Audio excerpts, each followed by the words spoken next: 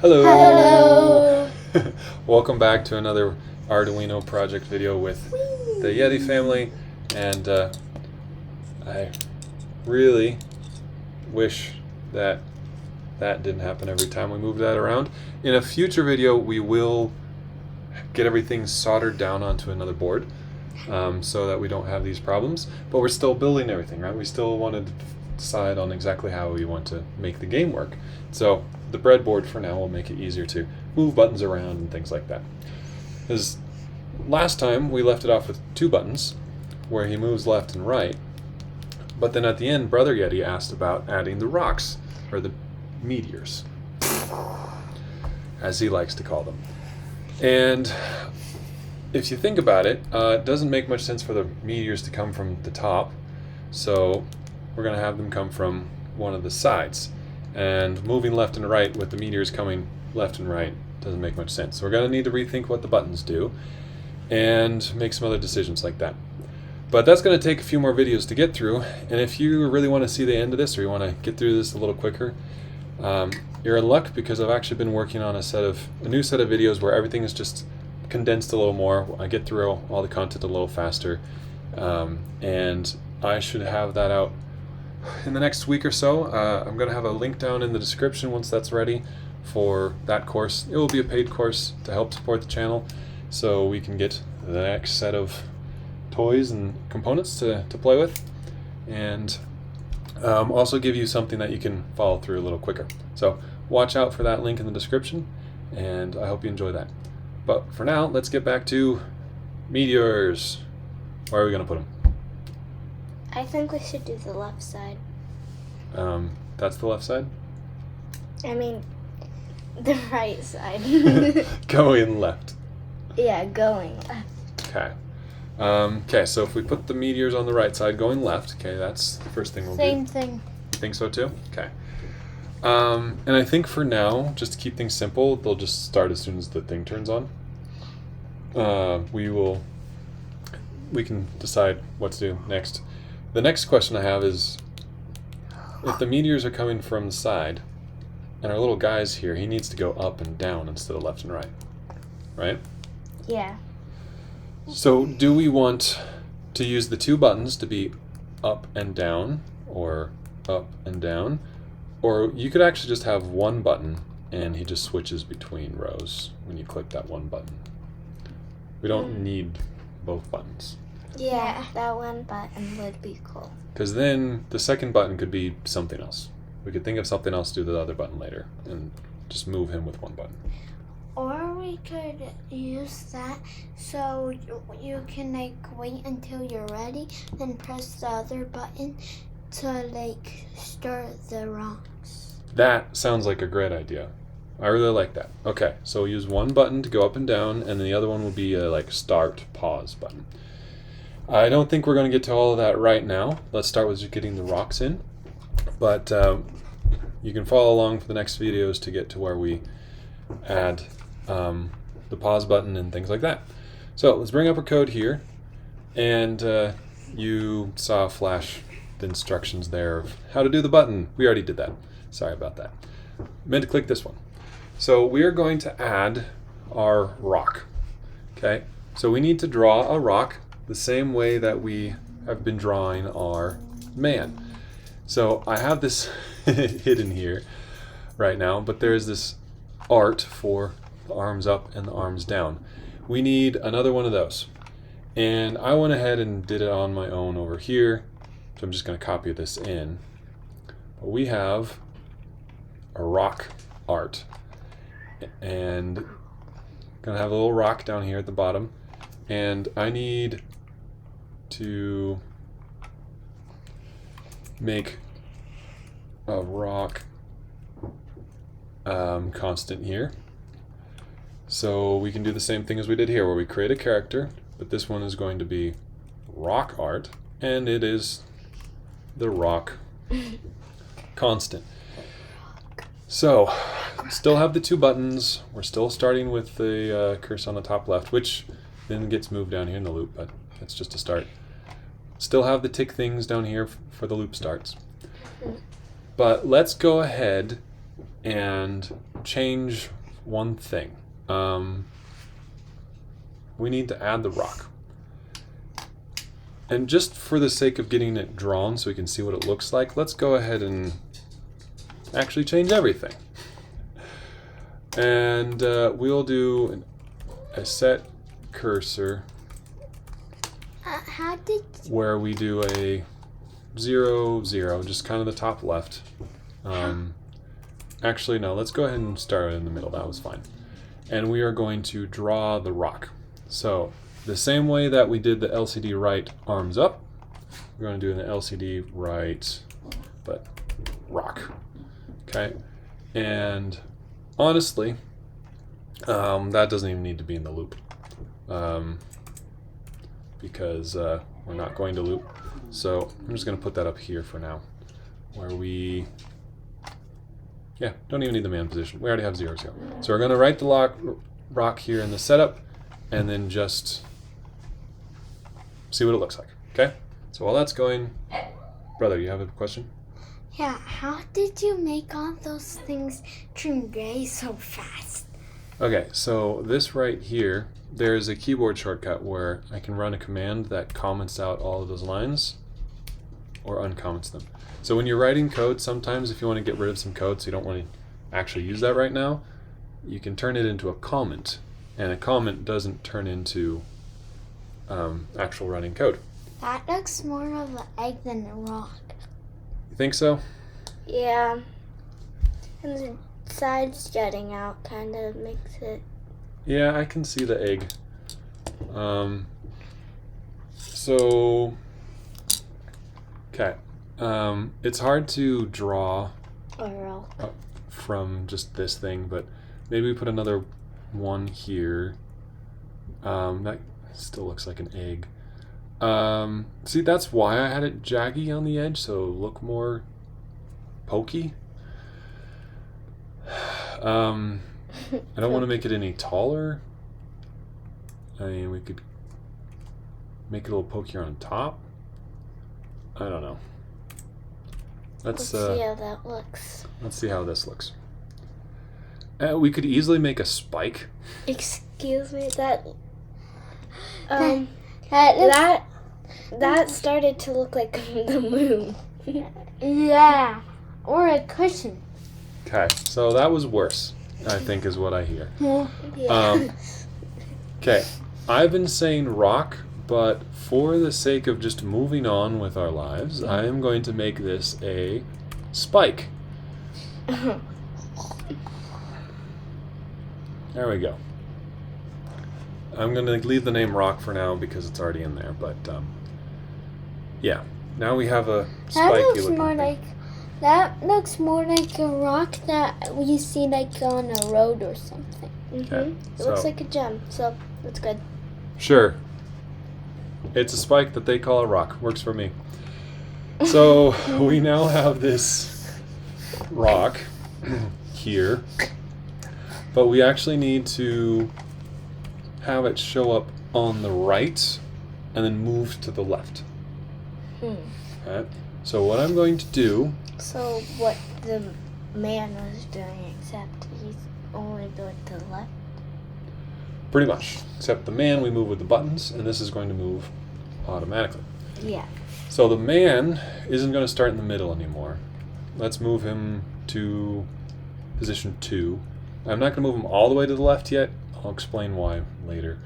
But we'll go ahead and leave him over here at position 2. And the buttons are the same. We're going to leave all that button logic alone. But we also need to set the cursor for the rock position. Except we don't have a rock position yet, so I'm going to add one. So man position, and the rock position is going to start at the far right. Okay, and this is 16 things wide. So I'm going to actually start it at 15 because this one starts at 0. Remember that in code we do things starting at 0. So it's going to be 0, 1, 2, blah, blah, blah, blah, 15. So I'm going to start the rock at 15. And I'm going to Not the next line. write the rock, except I can't do this here because we just reset everything. Like the man is now not going to be where I want. So I need to take these lines and actually put them down after the part where we set the man. Okay, so I can do that down here. I'm going to, after we have drawn the man with his arms up or his arms down, now we're going to set the cursor position for the rock and draw him as well. And then at the end we have this end logic where we flap the arms or we reset the buttons and all that. So we're going to leave that there. The other thing we need to do though is move the rock. So while this is building and show up on the screen and see if it actually shows up properly. Hey, okay, rock's there. And button still makes him move. How do we make the rock move too? And just to show what happens when the man disappeared. That means he died. You can only draw one of the two things in the one place, right? And so because we write the rock how it's gonna second. Work when we do the game. Mm-hmm. If we bumps in, the man will disappear. It will disappear, but then when the rock moves past, he'll just reappear. Oh. So we'll have to handle that, and we'll do that later. Okay, so the rock position is over here. Great. He's still in row 0. Actually, I think I want to put it in 1 for now. So it's on the other row, just so we can kind of keep the two things separate. You know, actually, let us give that a thing as well. So we've got rock position. We're going to have rock row. And rock row will be 1 for now. And we're going to put that there. So to move the rock left, what did we do to move the man left? We subtracted. Right? Yeah. So after we put the rock in place, we need to subtract 1. So the next time it moves over to the left one. But also similar to with the man, when the man got to the far left, we didn't want him to disappear. We should do something with the rock, where if the rock is less than 0, right? If the rock gets to the end and then goes off, we actually want to reset the rock position back to the right edge, and then the rock will just loop around. So let's see if that's going to work. Oh, I broke something. Semicolon. There we go. Wow. Any questions while this goes? Yes. My question. Got a problem to fix. Okay, what's your question? My question is, when the rock's like moving, how does it like? Cause in the game it would be super easy if it just went the same row all the time. Yep. How would it like switch rows? Very good question, and that is exactly why I have rock row as an option here that we can change instead of just having it be 0 or 1 all the time. We're going to do that later, but you're right. We do need to figure that out. Right now, we need to fix this. Yes, exactly. You remember that we had that problem before when we moved the man with the buttons? Yeah, except it filled the whole thing. Yeah. So now we need to figure out how to make the rock not do that either. And what we can do is the same thing that we did for the man. So what we did for the man is LCD clear. This is what I was trying to, we tried before, broke some things. So I left this here commented out to remind us not to do that. That didn't work. What we did is we set the cursor back to where the man is supposed to be and then printed a space over it. So I'm actually going to move this down here so it's clear that those go together. That has nothing to do with reading the buttons. So we set the man's position and then we zeroed it out. We cleared it out. We need to do the same thing with the rock. So after we place the rock, or rather before we place the rock, before we move the rock, we need to clear out where it was before. So where it was, we set the position to where the rock was, clear it, then we move the rock over, just like we moved the man with the buttons. And then we write the rock in the right place. So that should work fine now. But the other thing we want to do is, we said we want the button to be up and down. Hey, there we go. Rock's coming from the right. And if we wait a minute, the rock should go off the left, and it comes from the right again. The other thing we wanted to do is make the man only move up and down with the button. So instead of using the second button, I'm just going to have the first button. So right now, it can still move left and right. If the first button's pressed, what we actually want to do is move the man's row. So we need to know the man's row. So man row. It's going to start on 1 as well. And now we need to put the man row here instead of 0. And if we've pressed it, we need to move it up and down. So instead of moving the position, we're moving the row. So what I'm going to do is, I think we're going to add a little more logic to make it easier.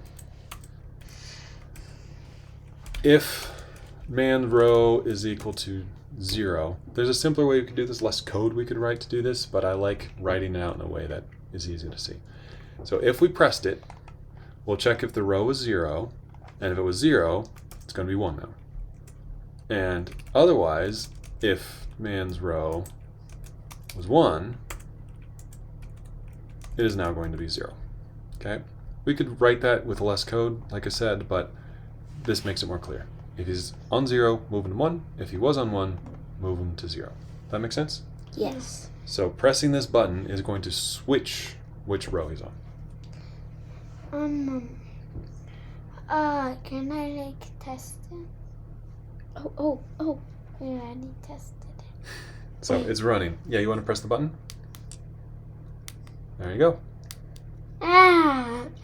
I did it! And like you said before, Wait. the rock is only on the bottom, so Yes. that doesn't change anything. Like, I mean, you could just leave him on top and you would always avoid him. And also, if he stays, he doesn't really die if the rock hits him. Yep, so that's something we also need to do. So let's go ahead and write some to-dos down here. So to do, we need the rock to switch rows. Actually, that is something that could be really easy. When it gets to the edge, we already detect when it goes to the edge. Mm-hmm. We can do rock, row, we have to do the same thing as we did here. If 0, 1. So if... But then that's easy to predict too. Yeah, it All will you be. need to do is press. But at press, least we can press. show that it changes. So we need the rock to switch rows randomly is our to-do. There you go. Oh, lost a button. Okay. I'll come back to that. But I'm so scared. he's now on the bottom, the rock is on the top. The button is not in place. The button is not in place. The rock is now on the bottom. So the rock's going to go back and forth. I'll fix the button later. So our to-dos over here, we need the rock to switch rows randomly. Okay, what else? That when the rock hits the man, he needs to like disappear. Okay, so we need to detect collision, like when they hit each other. Yeah. Anything else? We'll come up with more things as we go, but I think I had one. Does the other button yeah. do anything now? nope, the other button doesn't do anything. The so that's other it. button needs to detect when to start the game. Okay, so we need the other button to pause and start. That was my idea. Okay. And I had a thought. Right now, the rock and the man move in the same tick. See that? Mm-hmm. Oh, so Do we want the rock and the man to maybe move at different speeds? Maybe the rock is faster. If we could, the rock could be faster. Or maybe it could get faster during the game. I like that. Rock is... So for it to go faster as the game progresses, we do need it to be faster than the man. Well, actually, we could still have them be the same speed, just the speed changes over time. Like it's at 500 milliseconds right now. Yeah. We could just make, as it goes on, this gets smaller. Mm-hmm. And then you have less time. But I do want to show you how we could make them move at different speeds, so we'll do that at some point. Rock different speed from man, and then speed up game over time. And to do that, I think we need to be able to track points so that we know like what level we're on. Okay, so we need to track points and level. So as we get points, the level will increase, and as the level increases, speed goes up, it gets harder. That's Oh cool. yeah. Yeah? That's some fun. So that gives us a few things to do already. Because right now, just a rock coming across the screen, we need to... It's a bit faster. Alright, we need to make it more random so we can't just predict it, and detect when something happens, and then have it stop so we can start over. So let's go ahead and have this here. And then other to-dos. We'll get to those as we go. So thanks for participating. Thanks for joining us. That was a lot of fun. The And- man's scared. You think the man's scared? Yeah, he is. He's like, ah. It's true. So we'll be back next time to take care of some of those to-do items and make the game just a little more interesting. Okay. Bye for now. Bye. Also.